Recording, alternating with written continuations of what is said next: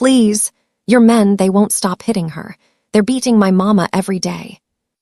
The music in the private penthouse of the Gilded Lotus didn't just stop, it died. Crystal glasses, filled with spirits that cost more than a year's rent in the slums below, froze halfway to the lips of the city's most dangerous men. Every hardened lieutenant in the room held their breath, waiting for the explosion. But the man the little girl had chosen to interrupt wasn't just a boss. He was Jinpyo, the silent dragon of the Seoul underworld, a man who hadn't shown a flicker of emotion in 5 long years. He looked like a statue carved from obsidian and bitter regret, the ink of a massive dragon coiling up his neck like a permanent shadow of the life he led. What the dragon did next didn't just break the rules of the syndicate, it shattered them. You need to stay until the end, because the transformation of this cold-hearted monster into a protector will shock you to your core. Before we step into the heart of this storm, don't forget to like this video, subscribe to the channel, and comment below where you are watching from so I can personally send you special greetings. Now, let's see what happens when the most feared man in the city decides to stop being a predator and starts being a father. The atmosphere inside the Gilded Lotus was a cold, expensive silence, a luxury that cost more than the gold-leafed furniture. At the center of the room sat Jinpyo. He didn't look like a man who feared the law. He looked like the law itself, unyielding and frozen. His white silk shirt was open at the collar, revealing the dark, intricate scales of a dragon tattoo that seemed to pulse with every slow breath he took. To the lieutenants sitting around him, Jinpyo was a force of nature to be feared, the architect of a citywide empire built on calculated ruthlessness. They knew the stories of the man he used to be, a man who laughed, a man who had a daughter. But that man had vanished 5 years ago, replaced by a ghost in a bespoke suit who had surgically removed his own heart to ensure it could never be broken again. Tonight was supposed to be a standard briefing on territory and profit margins. Jinpyo listened with a mask of perfect indifference, his silence heavy enough to crush a man's confidence. In this room, sentiment was a liability, the crack in the armor where a knife always found its way. The double doors at the entrance didn't just open. They were thrown back with a violence that sent 3 bodyguards reaching for the weapons hidden inside their tailored jackets. Security at the Lotus was supposed to be impenetrable, a fortress of muscle and metal. But the intruder wasn't an assassin. It was a blur of denim and frantic movement. Annabella, a girl no older than 7, skidded across the polished floor, her small shoes slipping on the marble. She looked like she had been dropped from another world, one of playgrounds, straight into this dark, smoke-filled purgatory. Her hair, tied in a neat bun, was coming undone, and her face was slick with sweat and tears. "Hey, stop!" a guard bellowed, lunging to grab her. But Annabella ducked with desperate agility. She wasn't looking for an exit, she was searching for a savior among the wolves. Most people recoiled from Jinpyo, his cold eyes and terrifying stillness usually making grown men look away. But Annabella didn't flinch. Instinct told her that the man at the center of the storm was the only one with the power to stop the rain. She ran straight to him, crashing into his chair and clamping her tiny, trembling hands onto his forearm. Her fingers dug into the ink of the dragon on his skin. "Please," she sobbed, a sound far too heavy for her small body. "You have to help your men. They're beating my mama. They won't stop hitting her."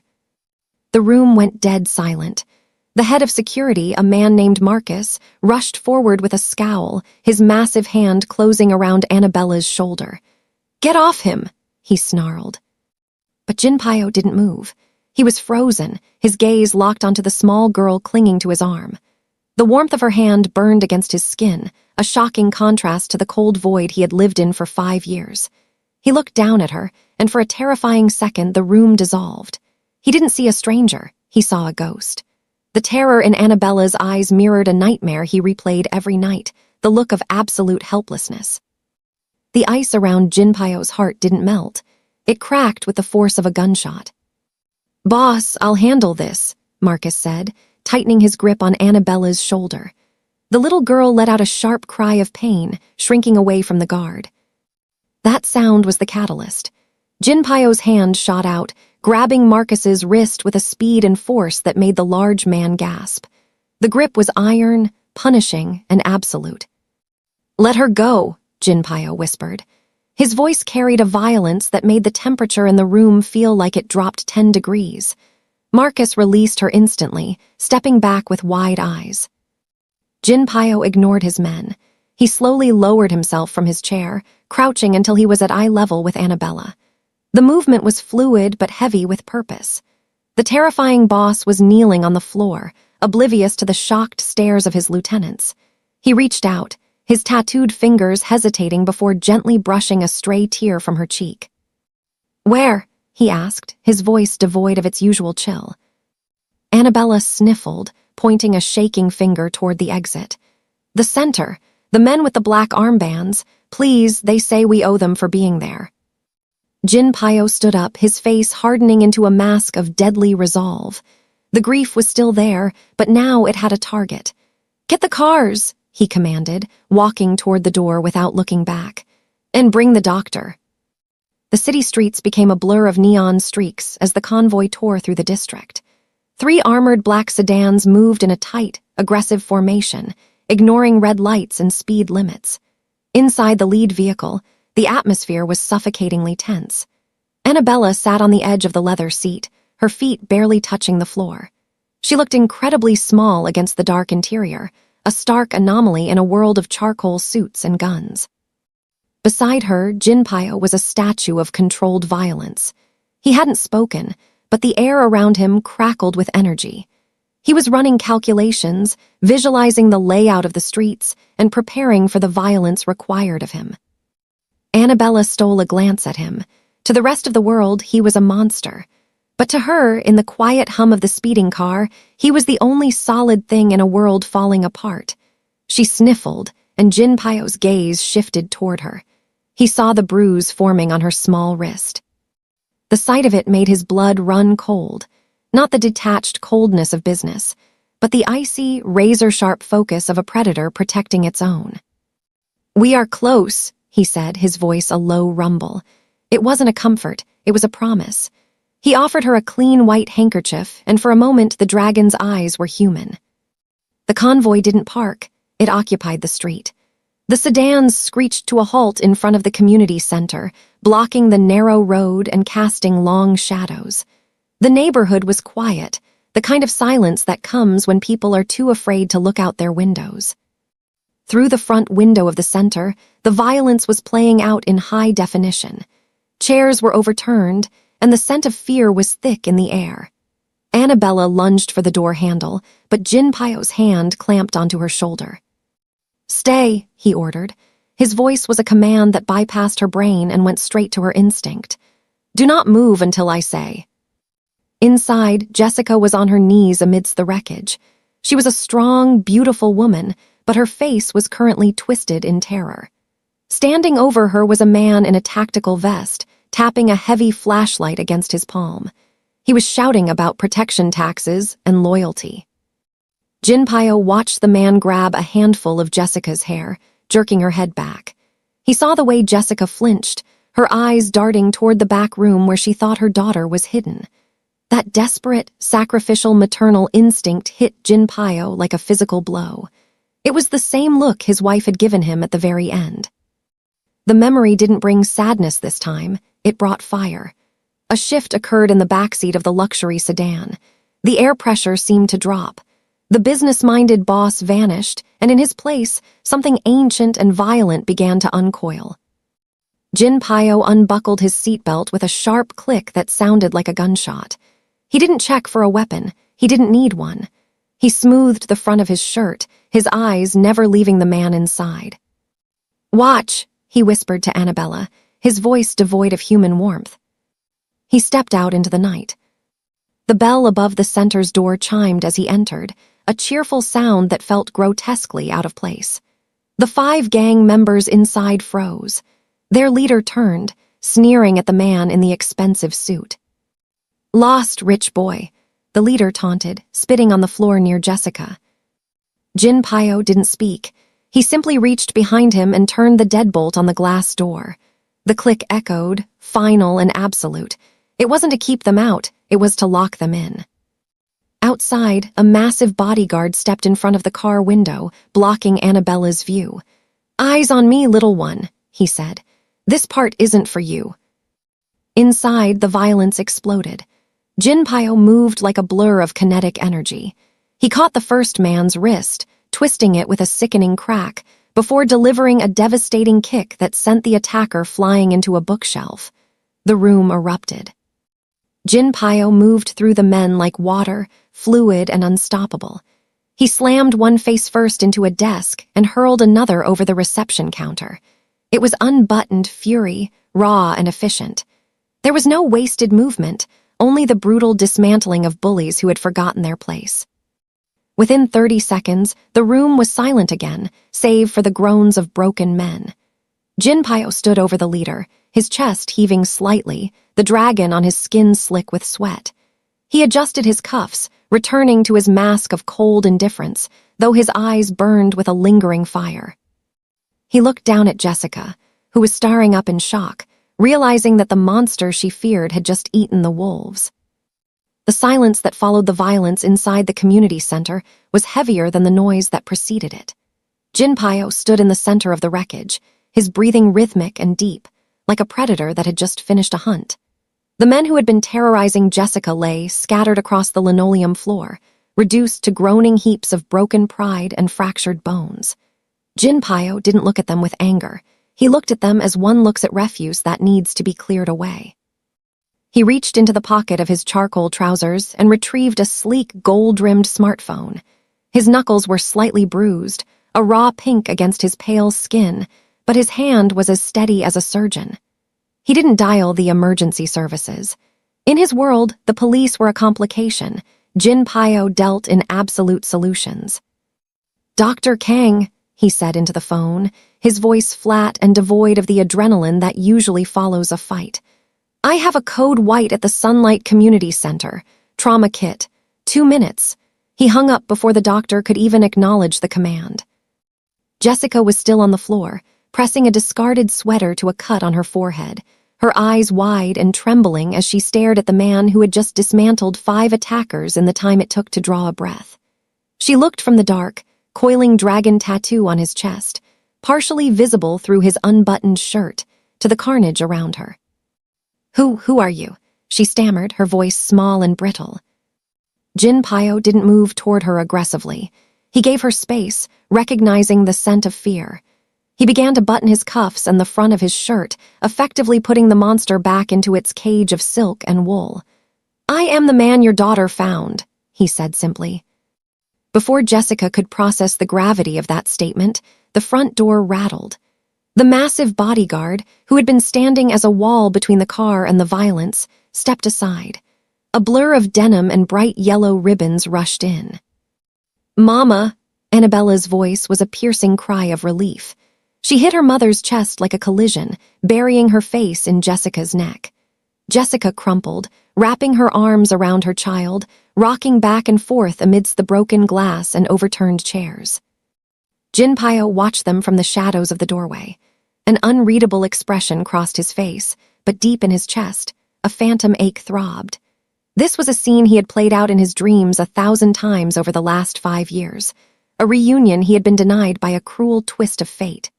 For a moment, he wasn't the emperor of the soul underworld. He was just a man watching a mother hold her child, wondering if his own soul was still salvageable. Outside, the street was suddenly bathed in the clinical white glow of high-intensity headlights. A matte black van, unmarked and silent, screeched to a halt behind Jinpyo's sedan. The side doors slid open, and 4 men in dark tactical scrubs poured out. They didn't look like ordinary paramedics. They moved with the practiced, lethal efficiency of a special ops team. They swept into the center without sirens or radio chatter. 2 of them immediately moved the unconscious gang members into a pile in the corner, clearing the floor with clinical detachment, while Dr. Kang knelt beside Jessica. "Mr. Jin," the doctor nodded once, acknowledging his employer before opening a metallic case that looked more military than medical. "Ma'am, stay still. We're going to take care of you. You're in the best hands in the city."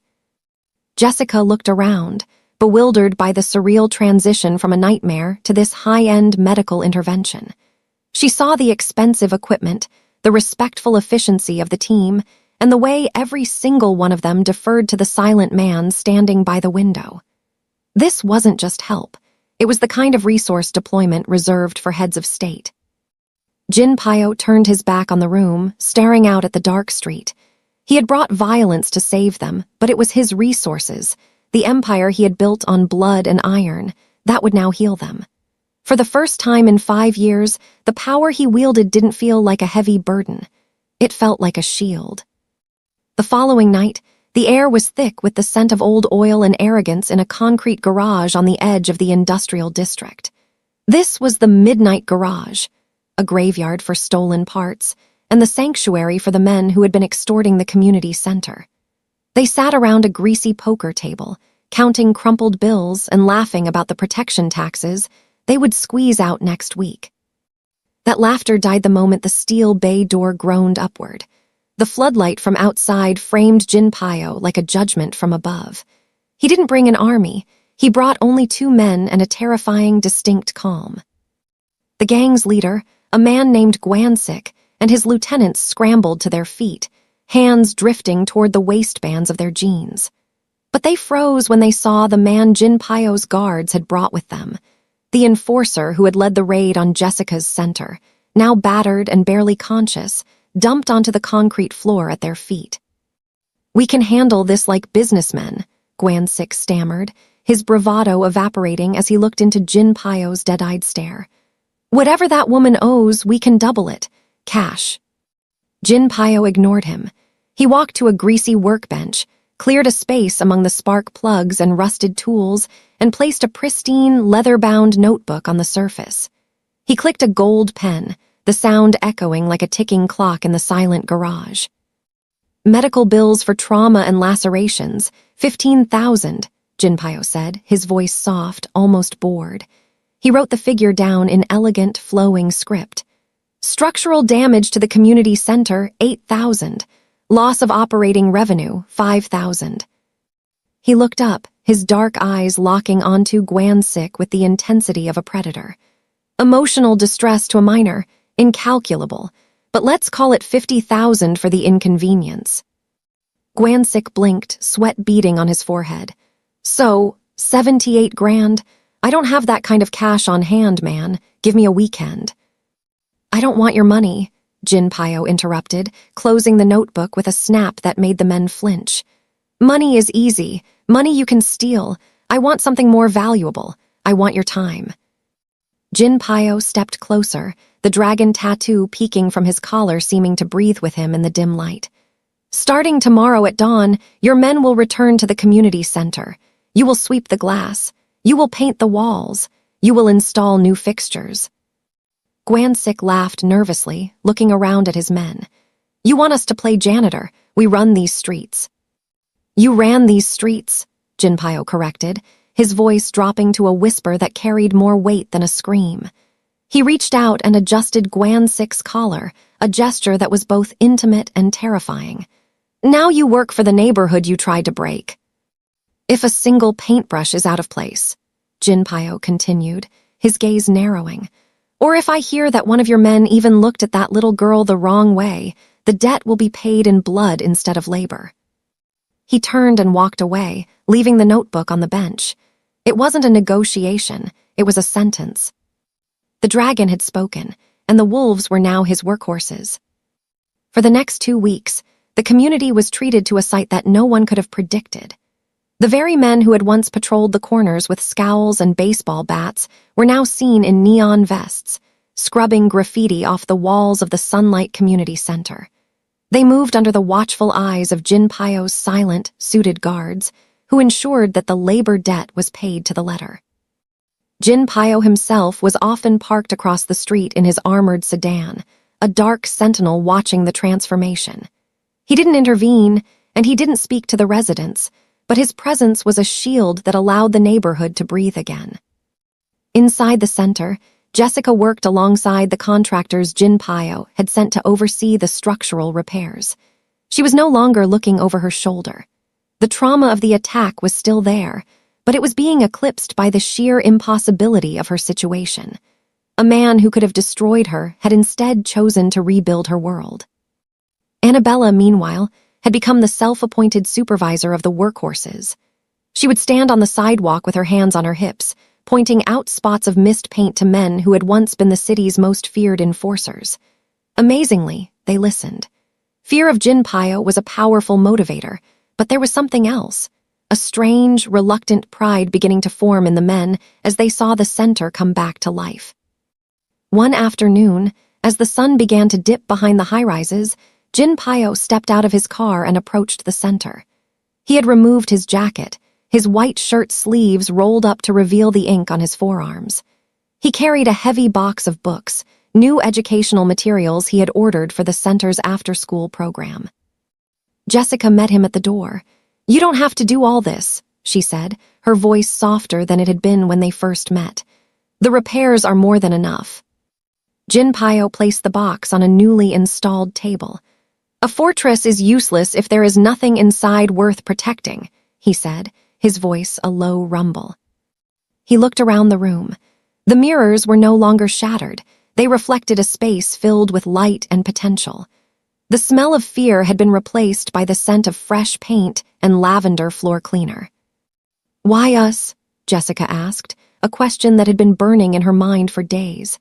"There are 1,000 centers in this city, 1,000 stories like ours."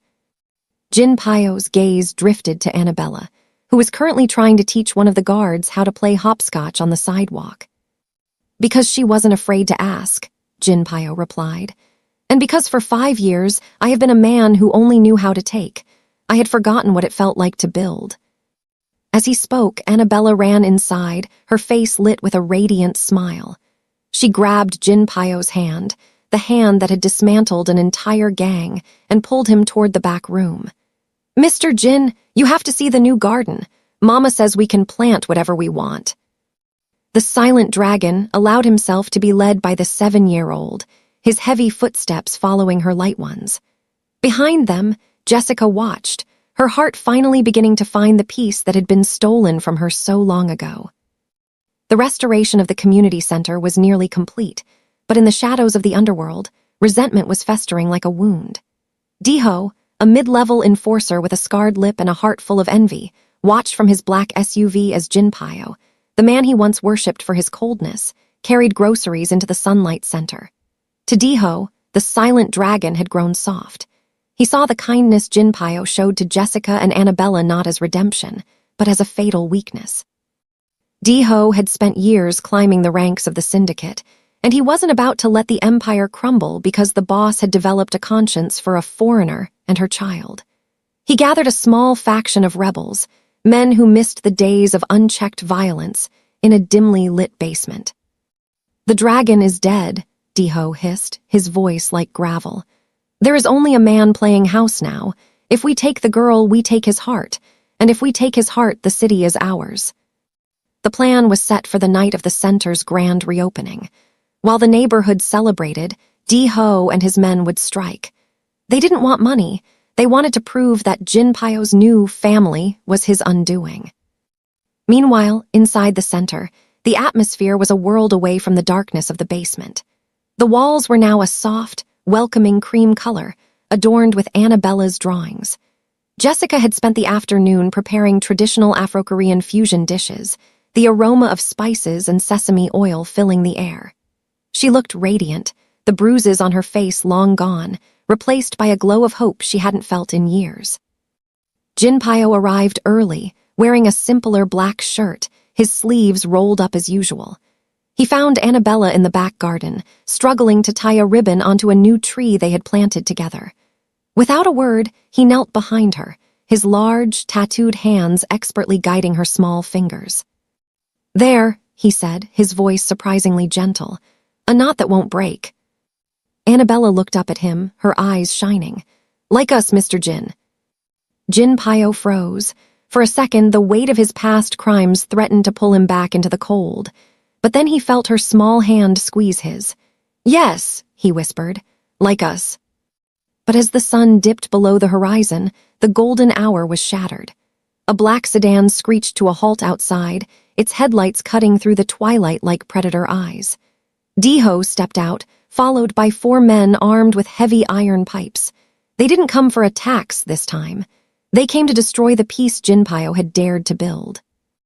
Jinpyo felt the shift in the air before he heard the car.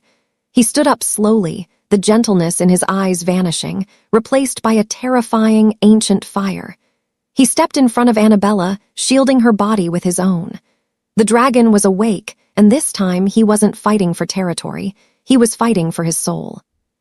The confrontation didn't happen in a VIP lounge or a dark alley. It happened on the threshold of the home Jinpyo had helped create. As Diho and his men stormed the entrance, Jinpyo met them at the door. He didn't use a gun. He used the raw, unbridled power of a man who finally had something to lose. "Get inside, Jessica. Lock the doors," Jinpyo commanded, his voice a thunderous roar that shook the glass. Jessica grabbed Annabella, her heart hammering against her ribs, and retreated into the safety of the back office.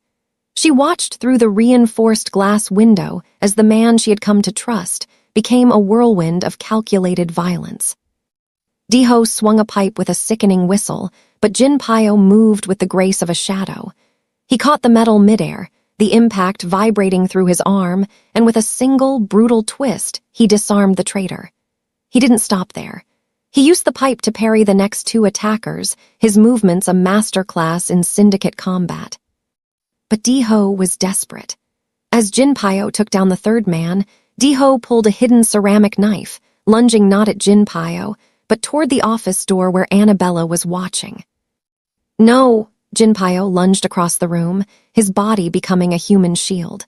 The blade found its mark, sinking into Jinpyo's shoulder. He didn't cry out. He simply grabbed Diho by the throat, his eyes burning with a light so fierce that the traitor actually whimpered. "You thought I was soft," Jinpyo rasped, blood beginning to stain his white shirt. "But you forgot. I didn't stop being a monster. I just found something better to do with the teeth." With a final, powerful surge of strength, Jinpyo slammed Diho into the wall, the force of the impact knocking the man unconscious instantly. The remaining rebels, seeing their leader defeated by a man who had been stabbed and didn't even flinch, dropped their weapons and fled into the night. Jinpyo stood in the center of the room, the adrenaline beginning to fade. He looked down at the knife wound, then at the office door. He saw Jessica and Annabella press their hands against the glass, their faces filled with terror and love. He didn't collapse. He took a deep breath, straightened his posture, and pulled the small butterfly barrette out of his pocket, the one Annabella had given him earlier that week. He looked at it, then at the blood on his hands. He realized then that the silent dragon hadn't died. He had simply evolved. He walked to the door and turned the lock, letting his family back in. As Jessica rushed to his side, tearing her apron to bind his wound, and Annabella clung to his waist, Jinpyo realized the stakes of the conflict. If he had failed, the darkness would have won. But in the middle of the wreckage, surrounded by the scent of Jessica's cooking and the sound of Annabella's sobs of relief, he knew he had finally achieved the impossible. He had won a battle where the prize wasn't gold, but peace. 1 year later, the Sunlight Community Center was no longer just a small building in a forgotten district. It had become the heart of the city's most successful social enterprise. Under Jessica's leadership, it had expanded to 3 different locations, providing education, safety, and a future for Afro-Korean families and anyone else the city had discarded. The labor debt had turned into something unexpected. Many of the men Jinpyo had forced to work at the center had stayed on as legitimate employees. They had found that earning a living through building was more rewarding than earning a death through breaking. The neighborhood was safe, not because of fear, but because of a new kind of loyalty. Jinpyo had officially retired from the syndicate, though everyone knew the dragon still watched over the district. He had used his vast wealth to create a legal foundation that funded Jessica's work, ensuring that no one would ever have to beg a stranger for help again. On a warm Saturday afternoon, the center held its annual community festival. The street was blocked off, filled with music, laughter, and the smell of roasting meat. Jessica was at the center of it all, moving through the crowd with a grace and confidence that inspired everyone she met. She wasn't just a survivor anymore, she was a leader. Jinpyo sat on a bench under the tree he and Annabella had planted. He was wearing a simple linen shirt, the dragon tattoo on his neck partially hidden by his collar. He looked younger, the ice-carved lines on his face softened by a year of smiles he had once forgotten how to give. Annabella, now taller and glowing with health, ran up to him, her braids decorated with colorful beads that clicked as she moved. She was carrying 2 cones of shaved ice. "Here, Jinpyo. The blue one is for you because it matches your eyes when you're being serious," she giggled, handing him the treat. He took it, his large hand dwarfing the small cone. "And what does the red one mean?" he asked, nodding toward hers. "It's for the heart," she said simply, sitting down beside him. "The one you found." Jessica joined them, sitting on Jinpyo's other side. She leaned her head on his shoulder, and for the first time in his life, Jinpyo didn't feel the need to look over his shoulder. He took Jessica's hand, their fingers intertwining, a silent promise of a future built on the ruins of a dark past. The silent dragon had found his greatest achievement. It wasn't the territory he had conquered or the enemies he had crushed. It was this quiet moment in the sun, the laughter of a child who was no longer afraid, and the love of a woman who had seen the monster and chose to see the man instead. As the sun set over the city, casting a golden glow over the Sunlight Center, Jinpyo knew that the story of the little girl and the Mafia boss wouldn't end in tragedy. It would end in the most shocking way possible for a man of his background. It would end in happiness. The end. Don't forget to hit the subscribe button to subscribe to this channel.